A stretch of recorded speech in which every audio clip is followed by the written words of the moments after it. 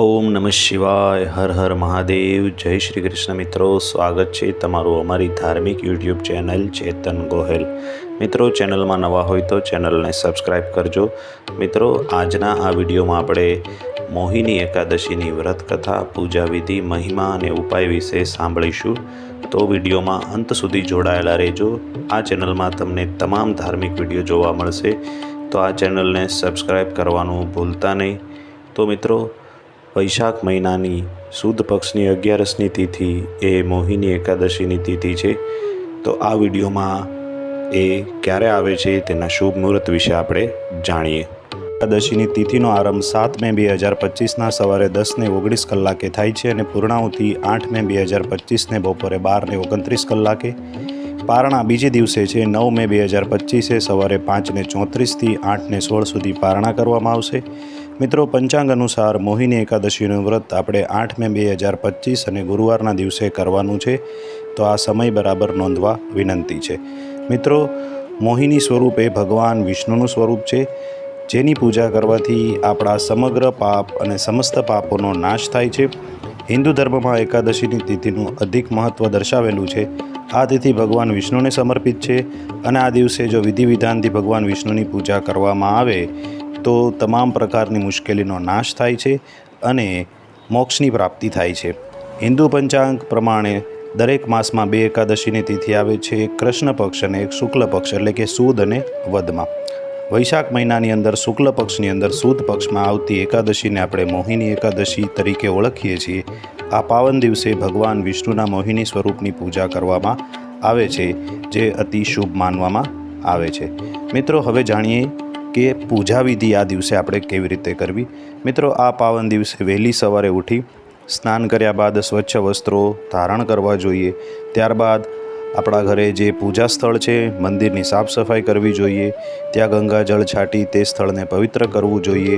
પીળું આસન, પીળું વસ્ત્ર પાથરો. ત્યાં ભગવાન વિષ્ણુની મૂર્તિ અથવા તો ફોટોગ્રાફ ત્યાં મૂકો. ત્યારબાદ તુલસી પત્ર મૂકો અને સાફ સફાઈ કર્યા બાદ ઘીનો દીપક પ્રજ્વલિત કરો. ભગવાન વિષ્ણુને ગંગાજલથી અભિષેક કરાવો. ત્યારબાદ ભગવાન વિષ્ણુને સાફ વસ્ત્રથી એ વસ્ત્ર પહેરાવો. ભગવાન વિષ્ણુની આરતી કરો. વિષ્ણુ સહસ્ત્રનામના પાઠ કરવા જોઈએ. ભગવાન વિષ્ણુના ભોગમાં તુલસી એ જરૂર રાખવા જોઈએ. ધાર્મિક માન્યતા અનુસાર તુલસી વગર ભગવાન વિષ્ણુની પૂજા અધૂરી ગણાય છે. ભગવાનનો ભોગ સ્વીકાર થતો નથી, એટલે તુલસી પુત્ર મૂકવું આવશ્યક છે. એ બાબતનું વિશેષ ધ્યાન રાખવું જોઈએ. આ દિવસે પીળા કલરનો ભોગ ધરાવવો જોઈએ. પીળા ફળ ભગવાનને અર્પણ કરવા જોઈએ. પીળા ફૂલ અર્પણ કરવા જોઈએ, કારણ કે ભગવાન વિષ્ણુને પીળો રંગ પ્રિય રંગ છે. મિત્રો, પૂજાના સમયે ભગવાન વિષ્ણુની મોહિની એકાદશીની કથા સાંભળવી જોઈએ અને બીજે દિવસે પારણા કરવા જોઈએ. જે કોઈ વ્યક્તિ મોહિની એકાદશીનું વ્રત કરે છે તેને 100 ગાયના દાન સમાન પુણ્યનો લાભ થાય છે. ધન, ધાન્ય અને સુખ સમૃદ્ધિ પણ મળે છે અને તેનું જીવન ખુશીઓથી ભરાઈ જાય છે. મિત્રો, આ મોહિની એકાદશીની મહત્ત્વ છે. મિત્રો, વ્રતકથા વગર કોઈ પણ વ્રત અધૂરું ગણવામાં આવે છે. તો હવે સાંભળીએ મોહિની એકાદશીની વ્રતકથા. બોલીએ વિષ્ણુ ભગવાનની જય. ઓમ નમો ભગવતે વાસુદેવાય નમઃ. મિત્રો, મોહિની એકાદશીની વ્રતકથા અનુસાર મોહિની એકાદશી ભગવાન વિષ્ણુના મોહિની રૂપના સ્મરણમાં ઉજવવામાં આવે છે. સમુદ્ર મંથન દરમિયાન દેવતાઓ અને અસુરો વચ્ચે અમૃત પ્રાપ્ત કરવા માટે યુદ્ધ થયું, ત્યારે ભગવાન વિષ્ણુએ મોહિની સ્વરૂપ ધારણ કરી અને અસુરોને મોહિત કર્યા, જેથી દેવતાઓને અમૃતની પ્રાપ્તિ થઈ. આ કથાની પ્રેરણા લઈને મોહિની એકાદશીનું વ્રત એ કરવામાં આવે છે, જેનાથી પાપ અને આપણા જે ખરાબ કર્મો છે એનાથી મુક્તિ મળે છે અને મોક્ષની પ્રાપ્તિ થાય છે. હવે સાંભળીએ વ્રતકથા.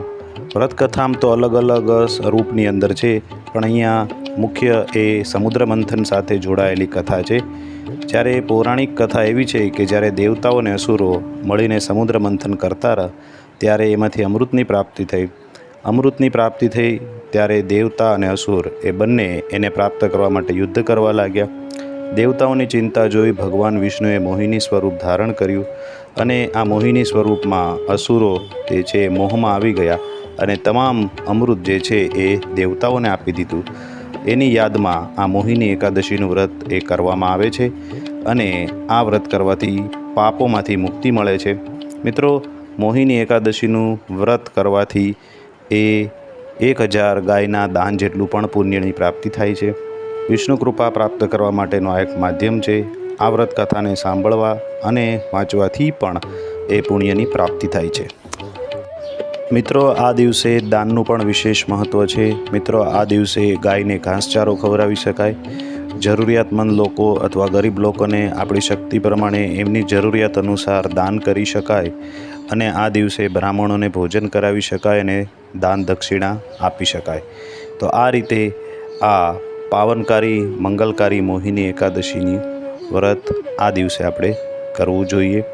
મિત્રો, આ હતી મોહિની એકાદશી ક્યારે છે, તેનું શુભ મુહૂર્ત, તેનું મહત્ત્વ, તેની પૂજાવિધિ અને તેની કથા વાર્તા.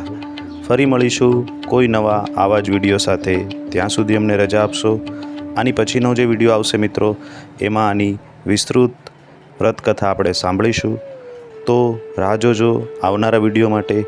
ત્યાં સુધી અમને રજા આપશો. મને સાંભળવા માટે આપ સૌનો ખૂબ ખૂબ આભાર. અને જો ચેનલમાં નવા હોય તો ચેનલને સબસ્ક્રાઈબ કરવાનું ભૂલતા નહીં. અમારાથી કોઈ દોષ રહી ગયો હોય તો અમને નતમસ્તક ક્ષમા કરશો. આપ સૌને મોહિની એકાદશીની શુભકામના સાથે ઓમ નમો ભગવતે વાસુદેવાય. ઓમ વિષ્ણવે નમઃ.